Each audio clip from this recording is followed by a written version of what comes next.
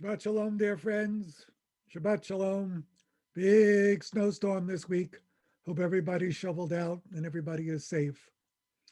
This week we are reading Parashat Yitro.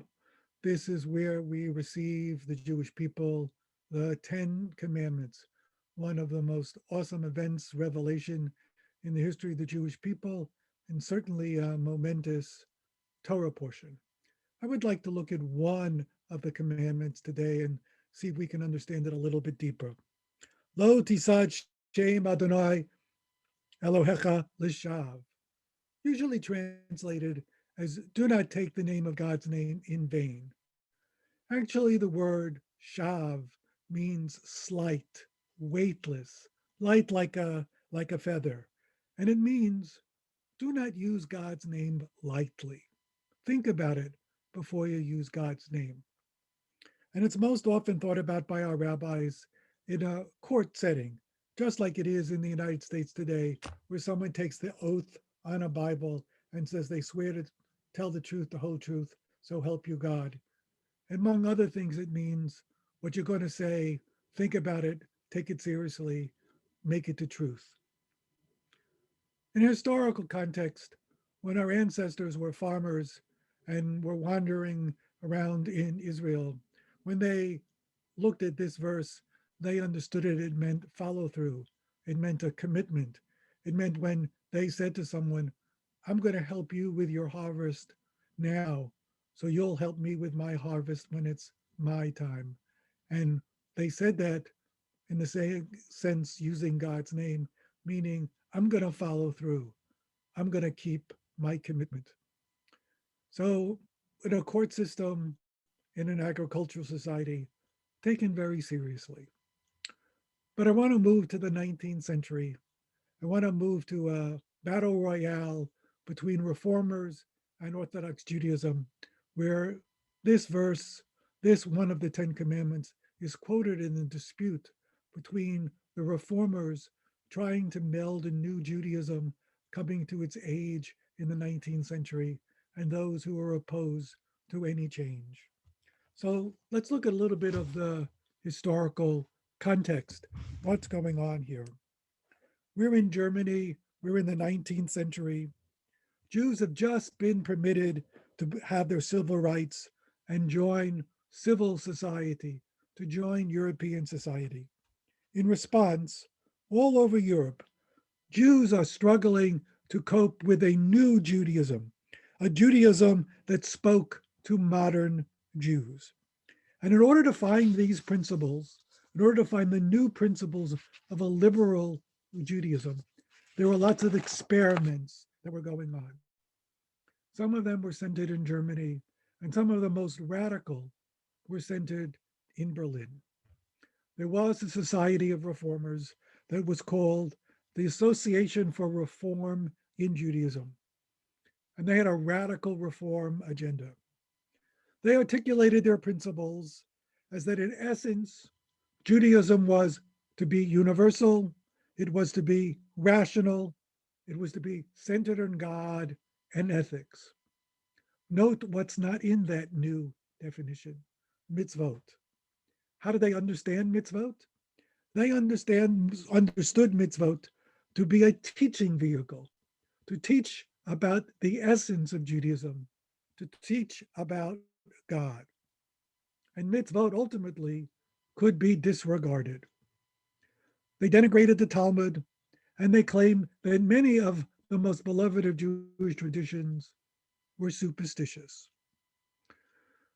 They had the radical idea that Shabbat services would take place as they should on Sunday, like the Christians. Services were in the vernacular, they were in German, except for the two lines of Hebrew of the Shema. Enter the chief rabbi of Berlin, Rabbi Tzvi Hirsch Levin. And we're in the late 19th century there. And he fought very strongly against these reformers and their new ideas. He didn't take any of them seriously. And there was a debate that kind of took place between the Radical Reform Society and this reluctant Orthodox rabbi holding on to the tenets of Judaism for the last 4,000 years. One of the reformers came to the Orthodox rabbi and said, "There's no longer a need for mitzvot, especially the mitzvot that are not rational. How could the great and awesome God care what color tefillin are, or what shape the boxes would be in, or how many corners a talit would have? How is that rational? Why would God demand that of modern Jews?" Rabbi Tzvi Hirsch heard this, and he responded by quoting this commandment, Lo tisad shem Adonai elecha l'shav. Do not take God's name lightly. What did he mean? He meant that lifting up God as the only center point in Judaism to such a great height that it became lightness. It floats away and would bring the Jewish people to apostasy. This Orthodox rabbi, in the battle to whether keep Judaism the way it was forever, or to begin to initiate change, uses one of the basic 10 commandments as a rebuttal to any effort to make any changes in Judaism. This story reveals the bitterness and the strength of the dispute between the beginning liberal Jews seeking to begin to experiment and bring some new ideas into the Jewish religion, and to Orthodoxy that didn't want any of those changes. Well, let's move 150 years from then. Let's move to now.